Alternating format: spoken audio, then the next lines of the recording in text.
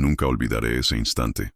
Fue una tarde cualquiera, una de esas en las que la rutina se arrastra con calma y uno piensa que nada nuevo va a suceder.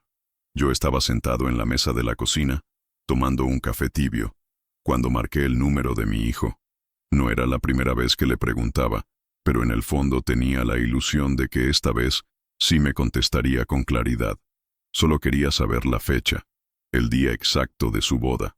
No era mucho lo que pedía, apenas ese detalle para poder marcarlo en el calendario y sentir que, de algún modo, seguía siendo parte de algo.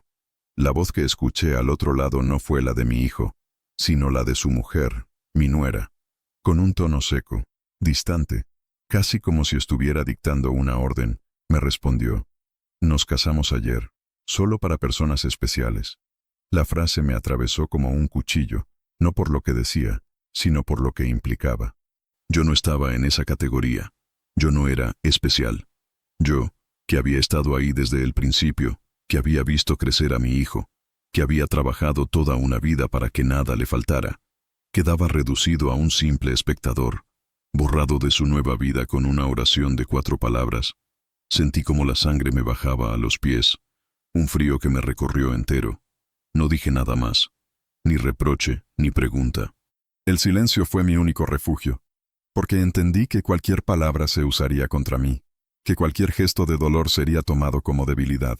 Colgué el teléfono con la calma de quien ha aprendido a tragar la decepción en seco. Apoyé la taza sobre la mesa y me quedé mirando el vapor disiparse en el aire. Era como si mi vida entera se hubiera reducido a ese vapor, un rastro que se desvanece sin dejar marca.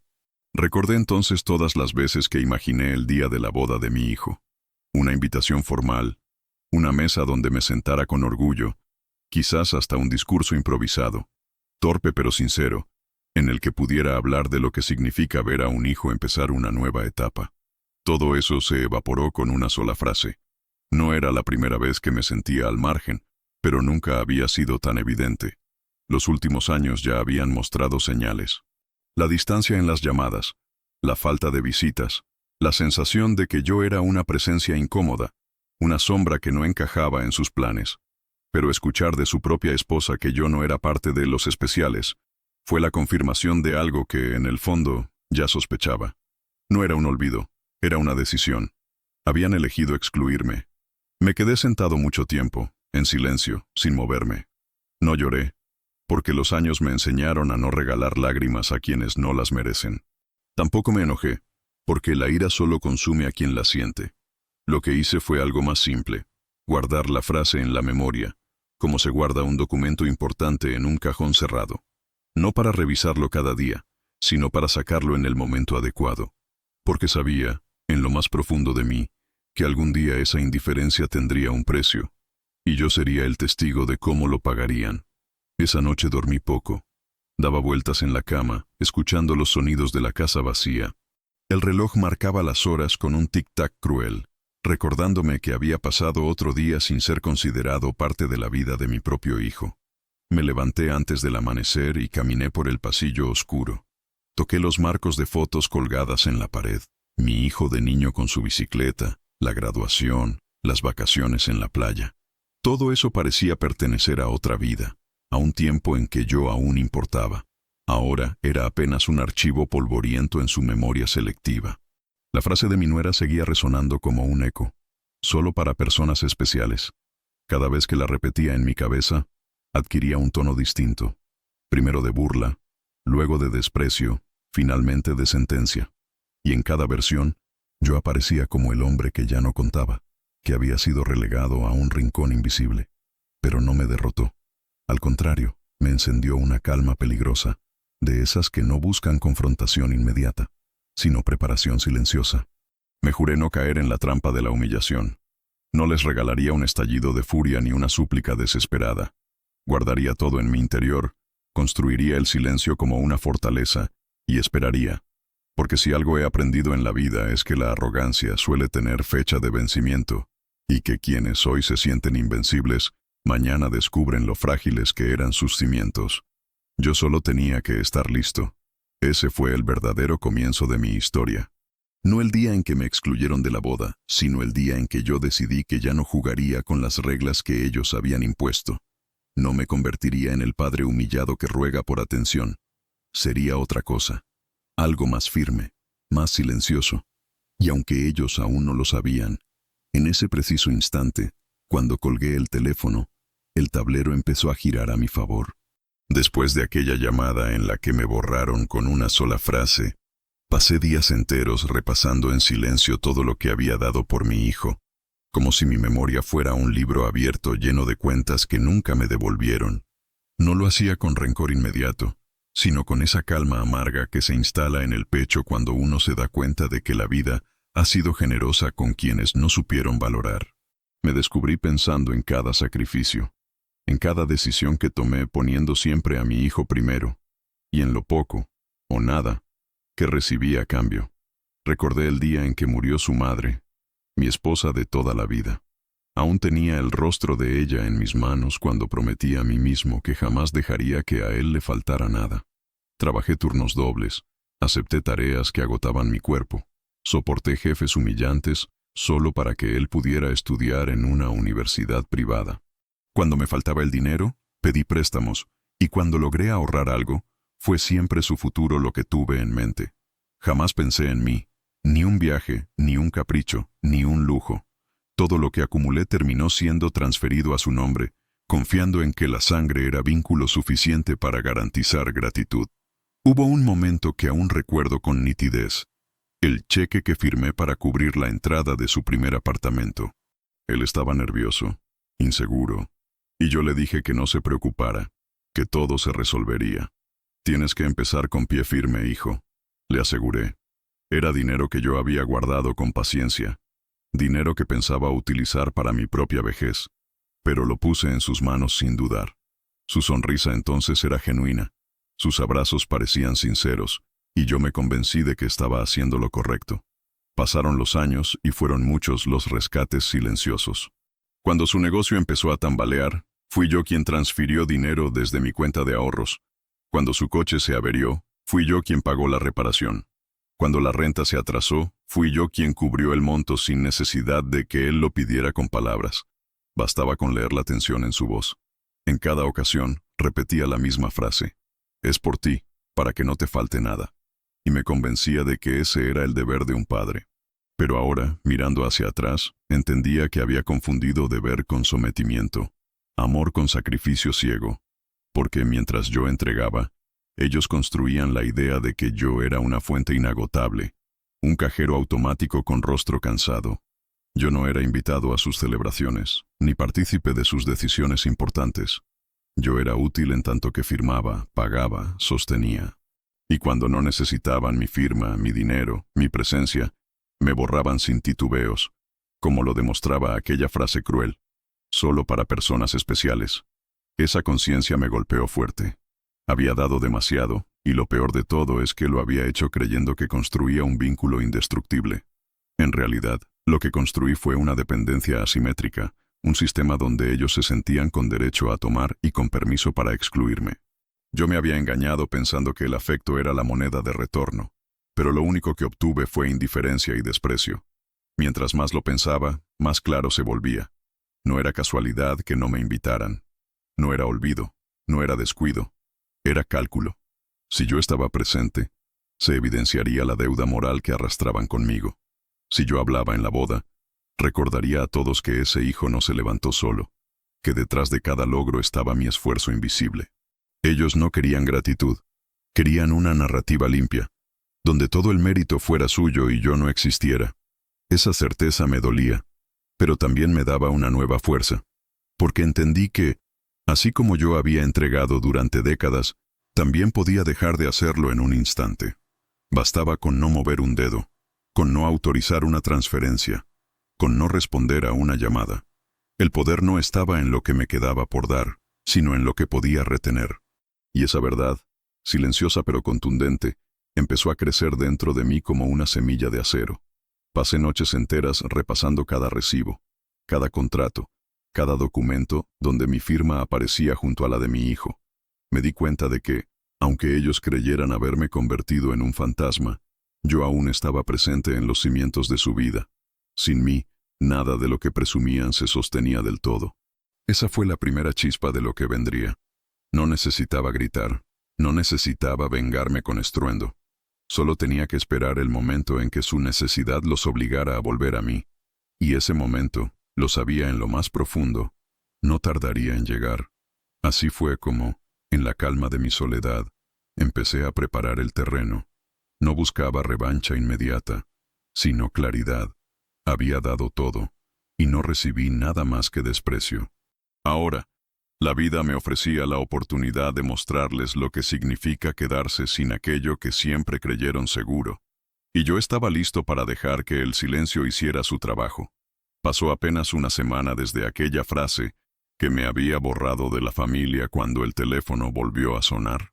Yo reconocí el número al instante, pero dudé en contestar. Era temprano por la mañana. El café aún humeaba en la mesa y la luz del sol entraba tibia por la ventana, iluminando los papeles que había revisado la noche anterior.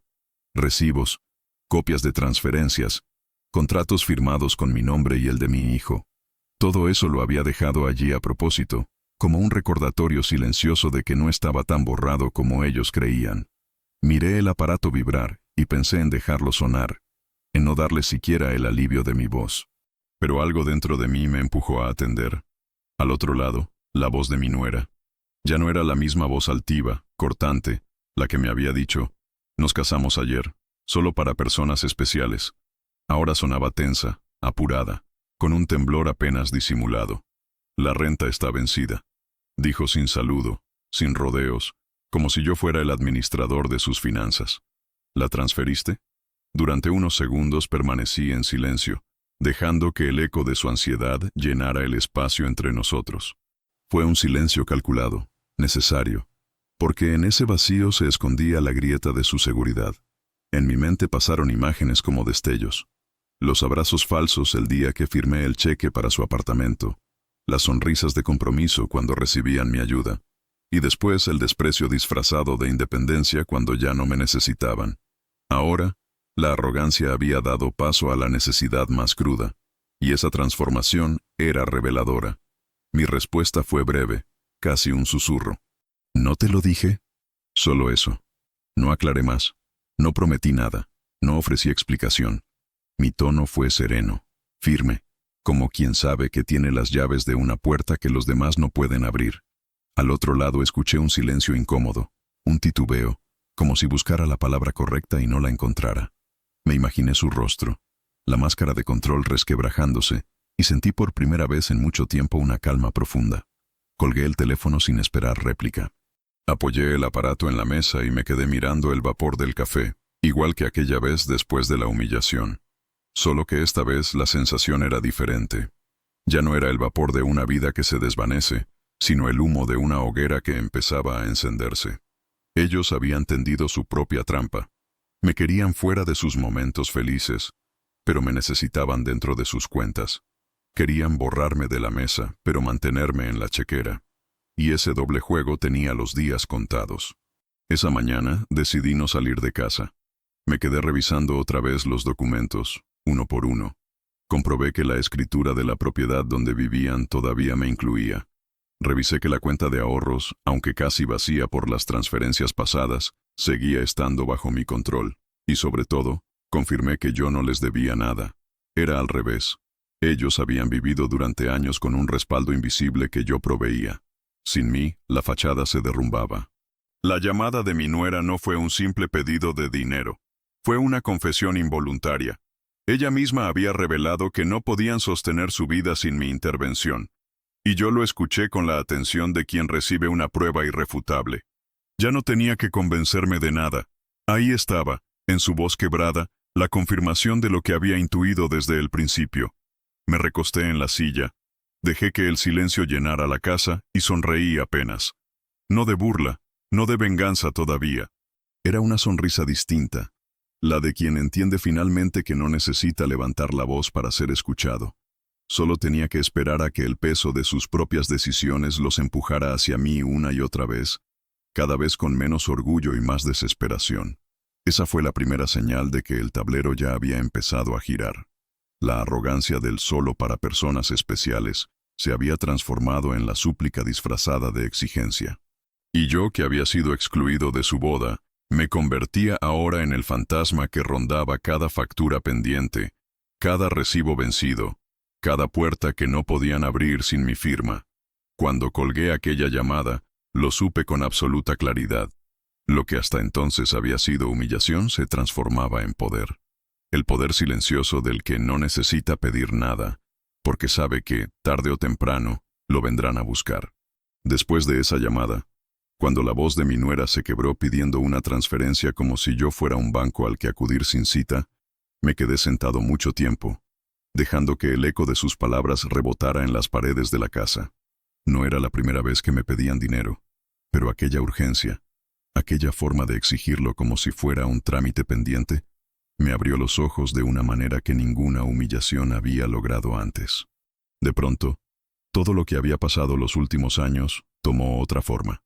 No era olvido, no era descuido, era cálculo, una estrategia silenciosa para mantenerme en la sombra, útil solo en la medida en que podía pagar. Empecé a repasar cada detalle, como si mi memoria hubiera decidido sacar a la luz las piezas de un rompecabezas que yo mismo había ignorado.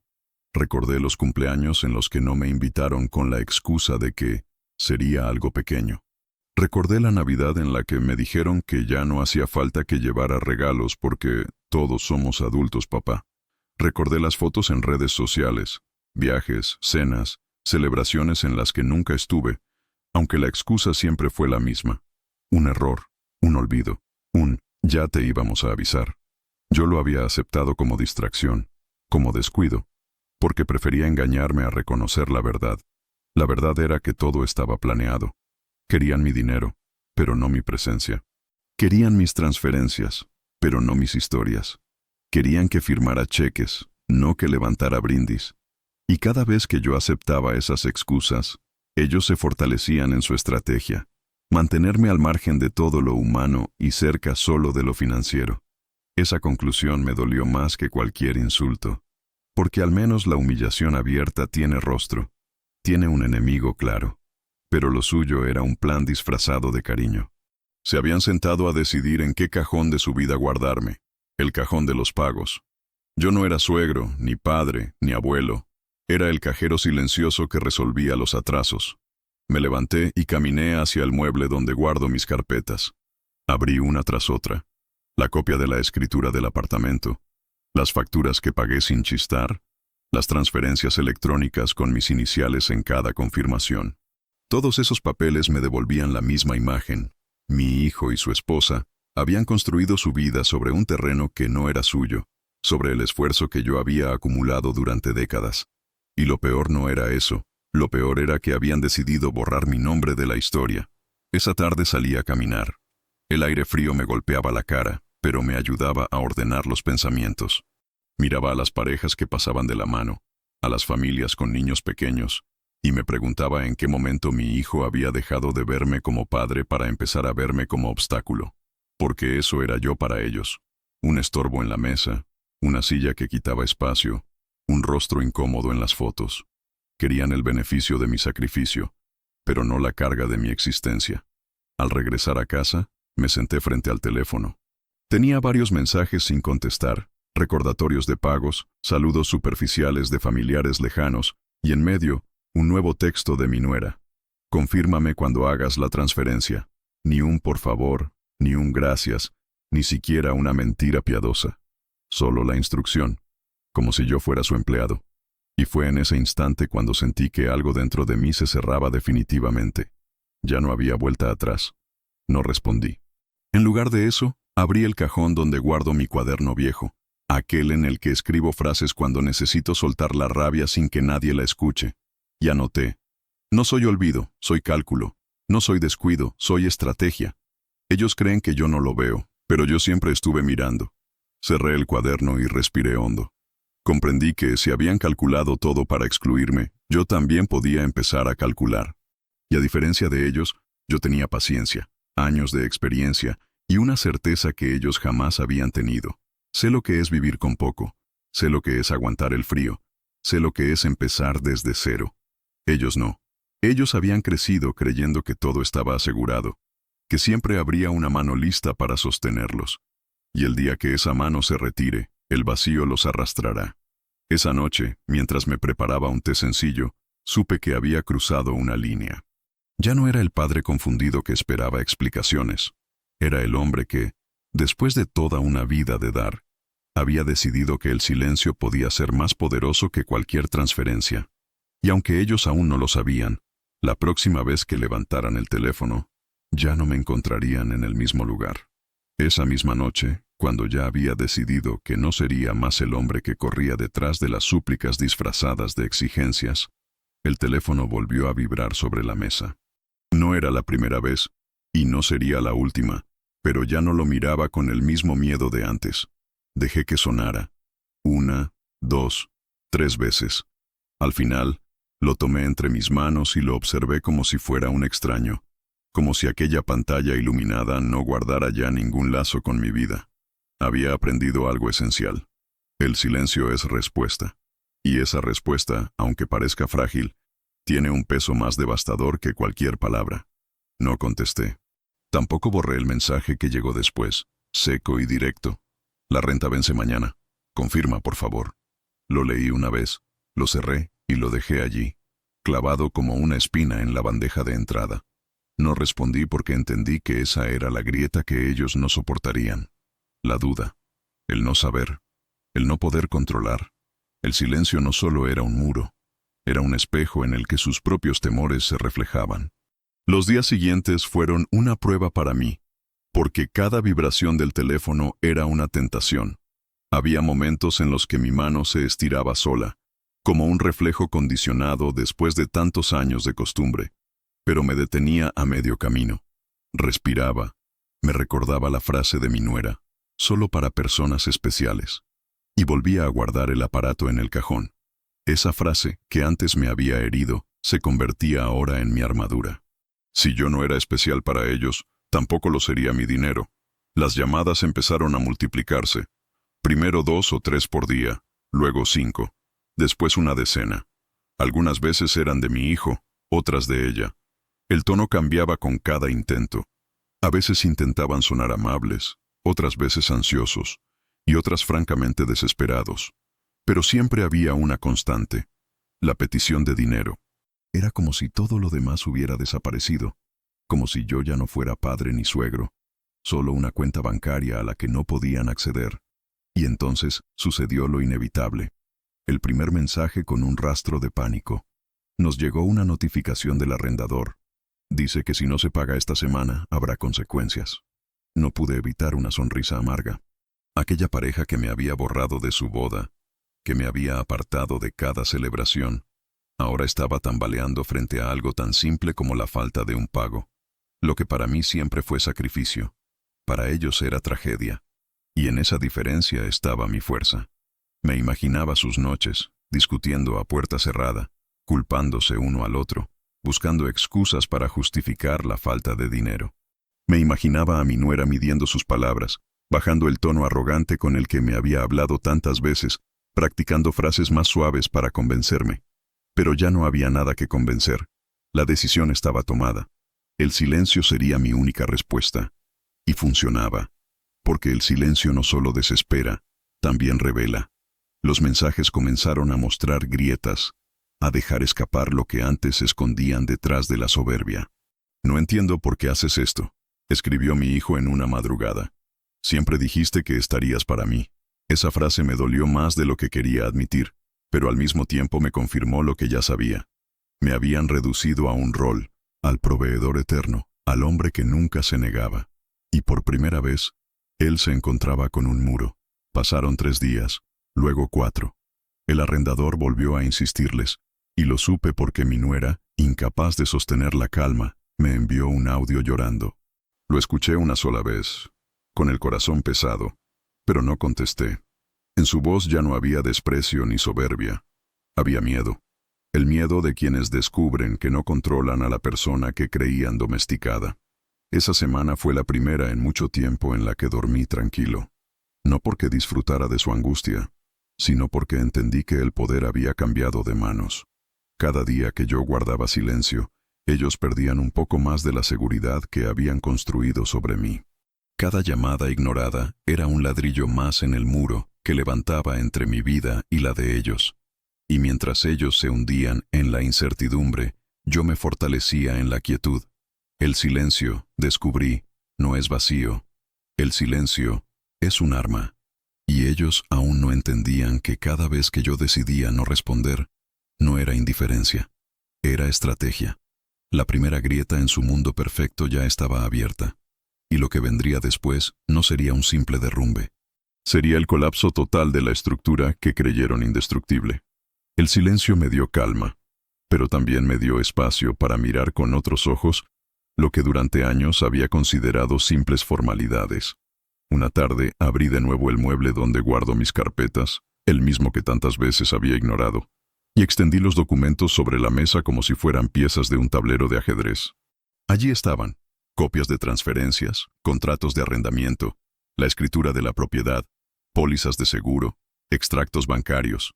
Todo tenía mi nombre, mi firma, mi huella. Me sorprendió darme cuenta de algo tan obvio y, al mismo tiempo, tan poderoso. Yo nunca había desaparecido de sus vidas, ni siquiera cuando ellos creyeron borrarme de la boda. Estaba en cada papel que los sostenía, en cada cifra que evitaba su ruina. Pasé horas revisando. Leí con detenimiento las cláusulas de aquel contrato de arrendamiento que ellos siempre daban por hecho. Allí estaba. Yo figuraba como garante principal, y no podían mover un solo paso sin mi aprobación. Revisé las escrituras del apartamento y descubrí que aún mantenía un porcentaje de la propiedad, ese que había asegurado para proteger el patrimonio familiar. En su momento pensé que era un gesto de responsabilidad. Ahora comprendía que era una llave maestra que había guardado sin saberlo. Incluso en la cuenta conjunta que mi hijo me pidió abrir años atrás, supuestamente para simplificar las cosas, mi acceso seguía intacto. De repente lo vi claro. Ellos me habían excluido de la mesa, de las fotos, de las celebraciones, pero no habían podido excluirme de las bases sobre las que levantaron su vida. Todo lo que presumían como suyo seguía estando atado, de un modo u otro, a mi nombre. Esa revelación no fue solo alivio, fue un despertar, porque entendí que no necesitaba levantar la voz, ni discutir, ni reclamar lo que me correspondía. El poder ya estaba en mis manos. Solo tenía que decidir cómo y cuándo usarlo. Guardé cada documento de nuevo, esta vez con un cuidado distinto. Ya no eran papeles viejos, eran armas silenciosas. Al cerrar el cajón, sentí que había cerrado también una etapa de ingenuidad. Ya no era el padre que firmaba confiado, creyendo que el amor era garantía suficiente.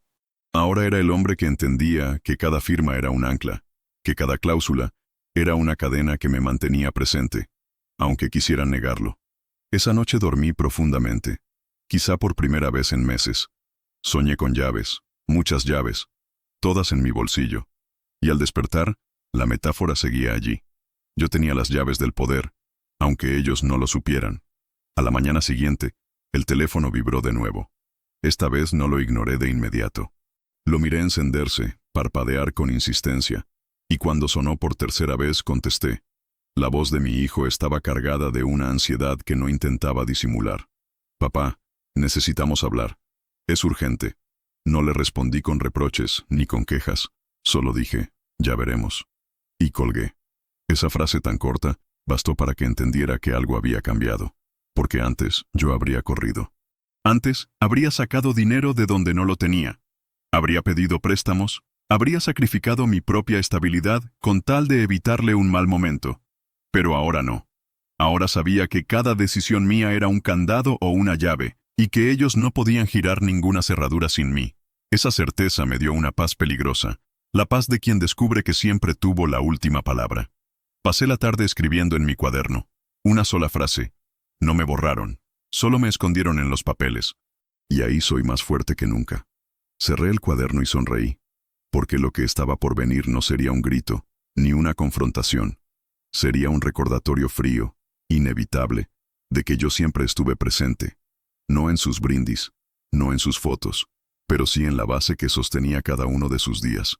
Y lo mejor de todo es que esa base, con un solo movimiento mío, podía tambalearse. Después de revisar los papeles y comprender que las llaves del poder siempre habían estado en mis manos, comencé a mirar el teléfono con otros ojos. Ya no era un instrumento de angustia, ni un recordatorio de mi exclusión. Ahora era un espejo donde se reflejaba la desesperación de quienes me habían borrado. Y lo confirmé apenas un par de días después. Las llamadas empezaron a multiplicarse. Primero eran 2 o 3 al día, luego 5, luego más de 10.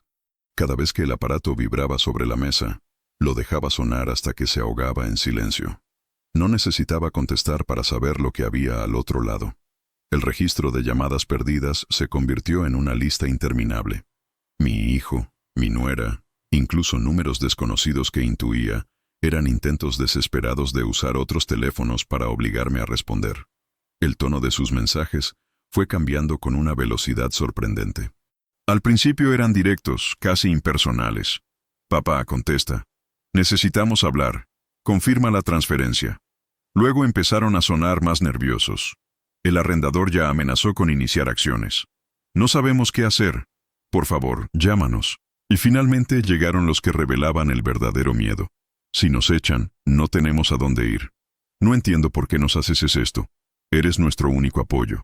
Cada palabra era un ladrillo que caía del muro de arrogancia que habían levantado.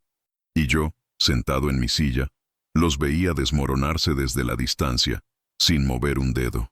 El eco de su miedo resonaba en cada notificación, en cada voz quebrada que se colaba por los audios que no escuchaba más de una vez. Era un eco que confirmaba lo que ya intuía. Nunca habían imaginado un mundo sin mi intervención. Habían vivido con la certeza de que yo siempre estaría ahí, como el aire o el agua, un recurso inagotable. Y ahora que me retiraba en silencio, se ahogaban en su propia incredulidad. Yo no disfrutaba de su angustia. No me regodeaba en su sufrimiento. Lo que sentía era distinto. Una calma serena. La calma de quien finalmente comprende su lugar. Durante años pensé que era un accesorio en sus vidas. Alguien que podían borrar de las fotos sin consecuencias.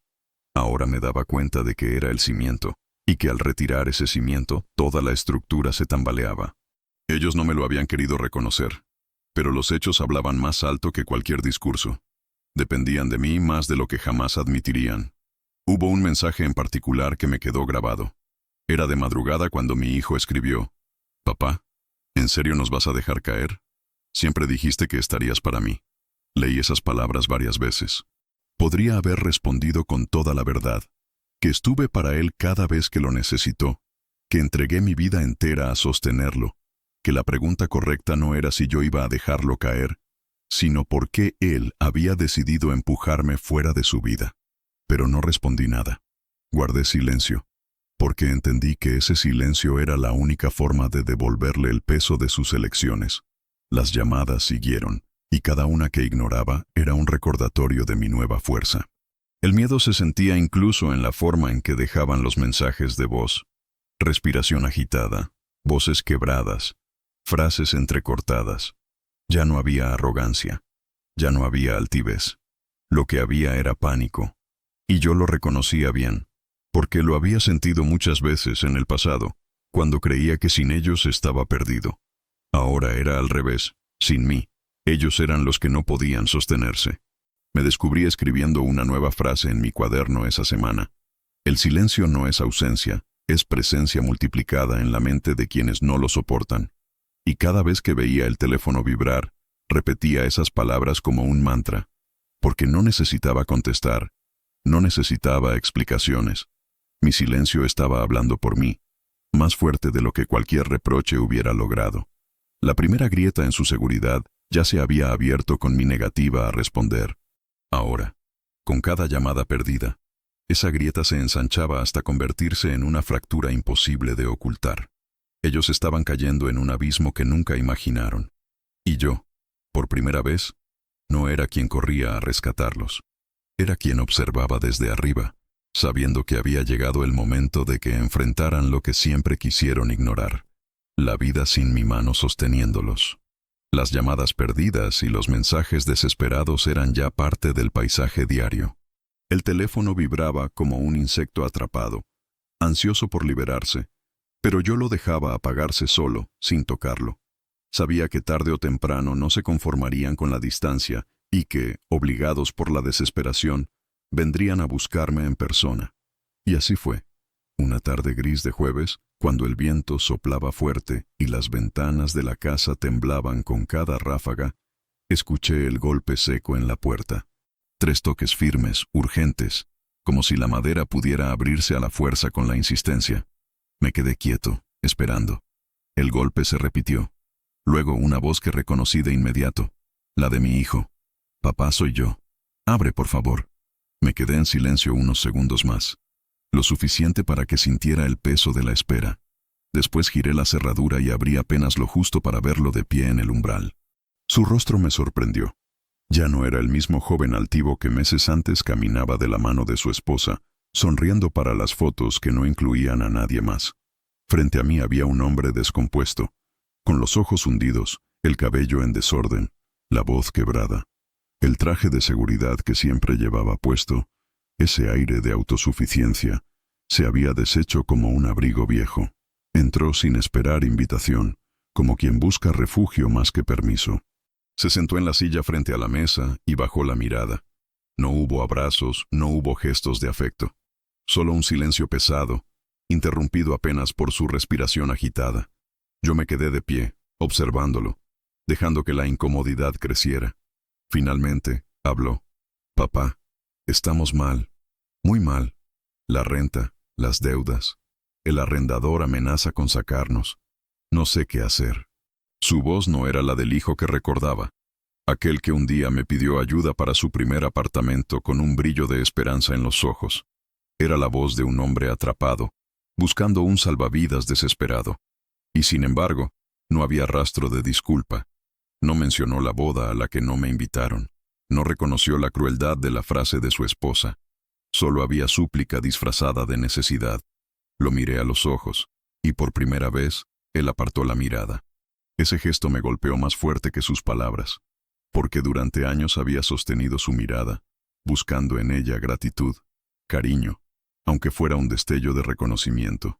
Ahora, cuando más lo necesitaba, él no podía sostener la mía.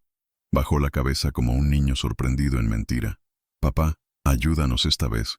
Te prometo que lo arreglaremos. Solo necesitamos un respiro». La tentación de responder como siempre, de abrir la billetera, de extender la mano, me atravesó como un reflejo automático. Pero recordé las carpetas, los documentos, las noches enteras en que me había quedado despierto repasando cada sacrificio que hice. Recordé la frase de su esposa, lanzada con frialdad, «solo para personas especiales», y entendí que si cedía una vez más, confirmaría mi lugar en la jaula que ellos habían construido para mí. No levanté la voz, no hice un discurso. Solo dije una frase: «Ustedes eligieron este camino».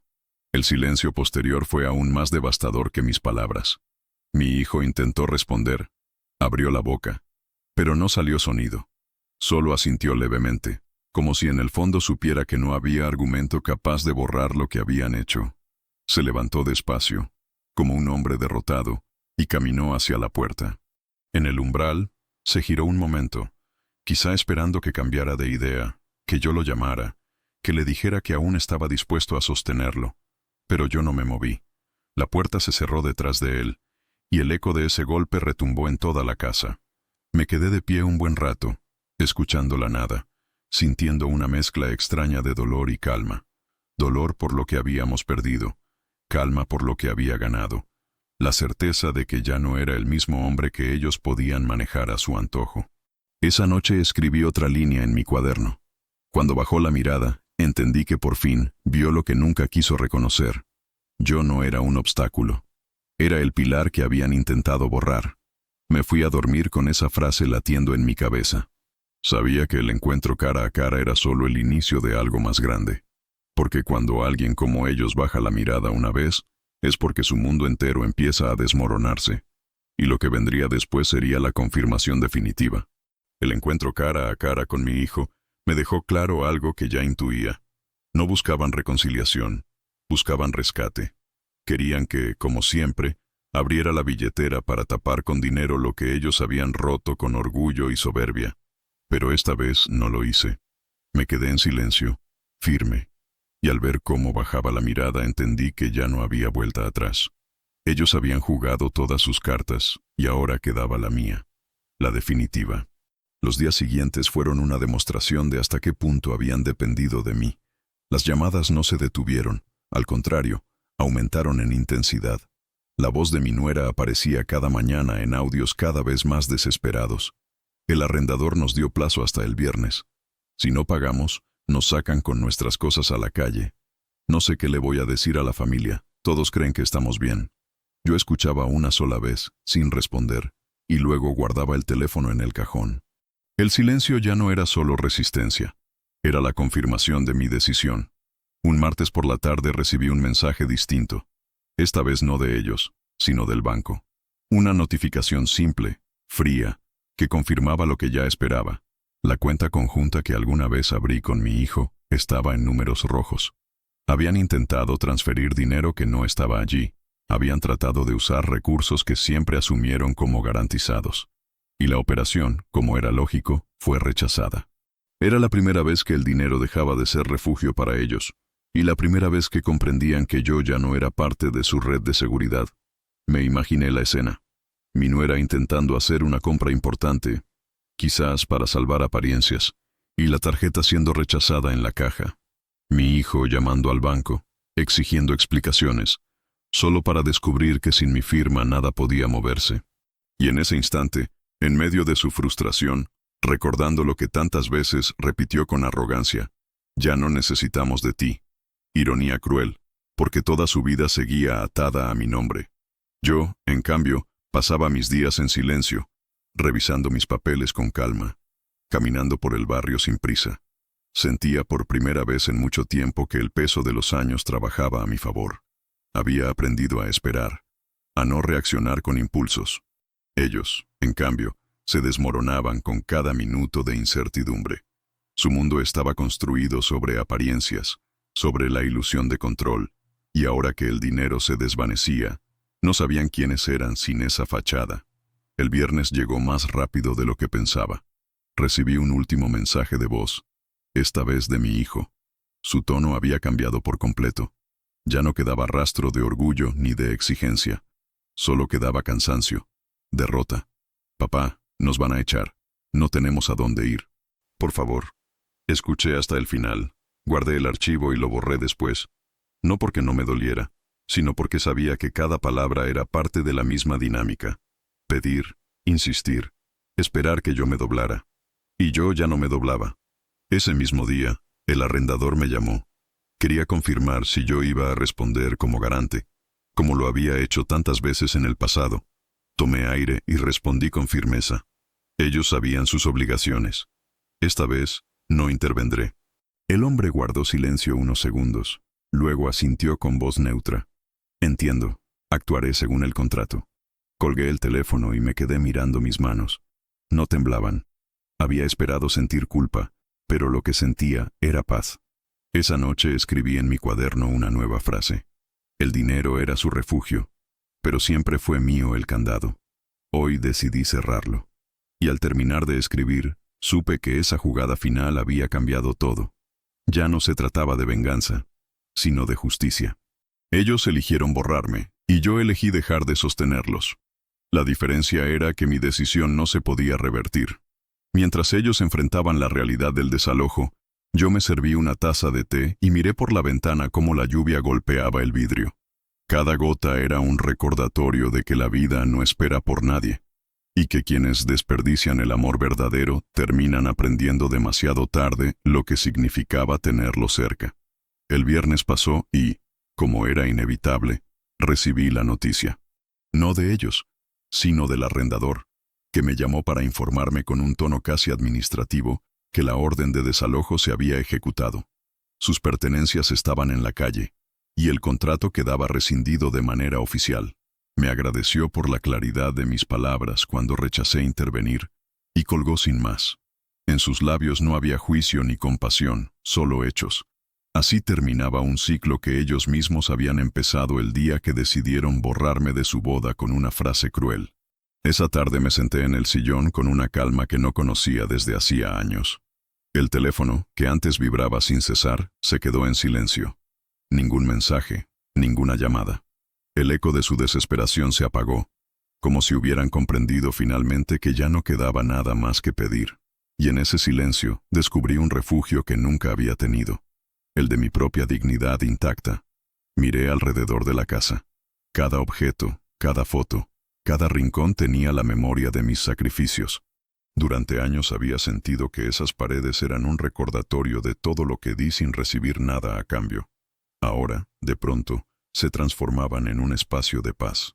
No porque el dolor hubiera desaparecido, sino porque había dejado de cargarlo. Comprendí que la verdadera justicia no llega con gritos ni con venganza visible, sino con la decisión silenciosa de no seguir alimentando la ingratitud. Días después, recibí un último intento. Un mensaje breve de mi nuera. No sé qué vamos a hacer. Piensa en tu hijo. Piensa en el bebé que vendrá. Leí las palabras despacio, dejando que cada una se asentara en mi mente. Podría haber respondido con toda la rabia acumulada. Podría haberles recordado cada cheque firmado, cada noche sin dormir, cada sacrificio que había hecho por ellos.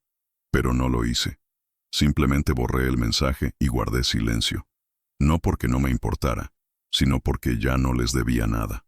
El domingo siguiente caminé hasta el parque del barrio. Me senté en un banco bajo la sombra de un árbol y observé a las familias pasar. Niños corriendo, padres riendo, abuelos sosteniendo pequeñas manos con paciencia. Y pensé que alguna vez yo también estuve allí, cumpliendo ese rol con devoción. Pero ahora había aprendido que la vida, a veces, te arranca de la mesa para mostrarte que puedes comer en paz a solas. No es ausencia, es libertad. Volví a casa con una sensación de ligereza. Abrí mi cuaderno y escribí la última línea de esta historia. Ellos eligieron borrar. Yo elegí no sostener más. Y en ese vacío encontré mi lugar. Cerré el cuaderno con un golpe seco y lo guardé en el mismo cajón donde reposaban los documentos que durante años habían sido cadenas, y que ahora eran símbolos de mi emancipación. Esa noche, mientras el silencio llenaba cada rincón, repetí en voz baja la frase que selló mi decisión final. Ustedes eligieron borrar. Yo elegí callar. Y en mi silencio descubrí la paz. Me recosté. Y por primera vez en mucho tiempo, dormí sin sobresaltos, sin esperar llamadas, sin anticipar reproches. Dormí con la serenidad de quien entiende que no necesita que lo reconozcan para saber lo que vale. Porque la vida, al final, no me debía una boda, ni un asiento en una mesa, ni un título de persona especial. Lo único que me debía era esto, la certeza de que mi silencio fue mi victoria.